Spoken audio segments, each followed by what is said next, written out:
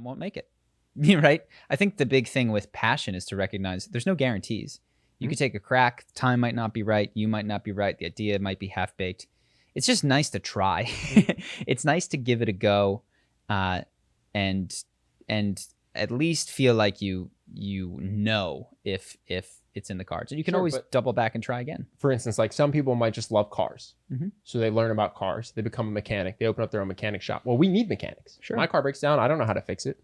That's not detrimental to society. That's plugging a hole that needs to be filled. You know what I mean? I agree. And also it's like, well, who will clean up the trash? Well, somebody, I do believe this. So let's say that nobody out there wants to be a trash man. And let's say that if they had the support and education and freedom to do so, that they would all go solve and help with different problems. I think part of what is not being expressed here and what you talked about with the influencer thing is that there's a difference between passion and what people are driven to do. I think that the nice thing about passion is that if you really do it from you've taken your psychedelics, you've had therapy, you've done some breath work and you thought about it, you will want to help people. Like it will, at some point, it's cheesy, but that giving is the most important thing, sinks in a way that is you become passionate about. And so you will want to find a way to help the trash men not have to be trash men anymore, right? To create a world with less trash, or to have an automated recycling thing, or to people will try to help people who need help. And so a lot of the jobs that exist that are undesirable, I think would start to become faded out as we solved the problems that they did. Now, it wouldn't happen overnight and it might not be across the board.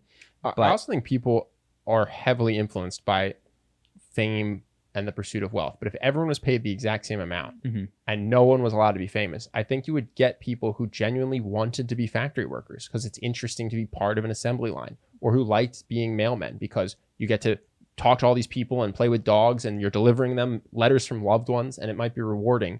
And they say thank you every time. Like, well, the mailman one, this idea of like these bad jobs being bad and the idea of an Instagram influencer being good, I think is not...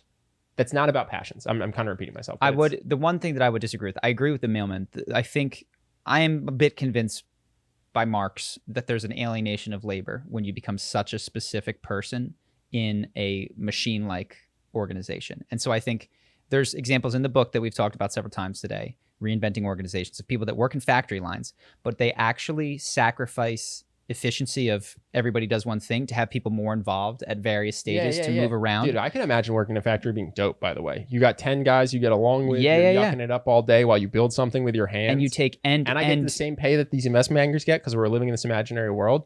I'd way rather be a factory worker than an investment banker. Sure. This guy's going to sit in a cubicle alone and play Excel while I build something with my hands and talk to guys I like. Yeah. Like, no question.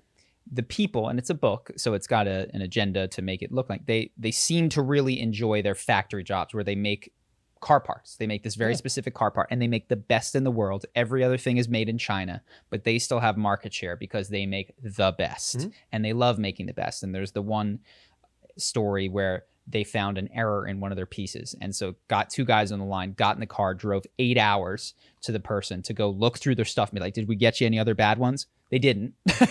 There was just one messed up one, but like they're artisans in that sense. And so I do think that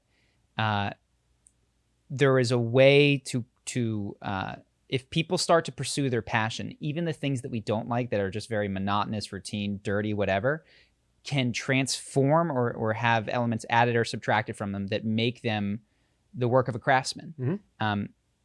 Like even the janitorial services, I would say you can find ways to take pride in. And I'm sure that there's janitors out there that take serious pride in the work that they do. What was that story? It was from NASA.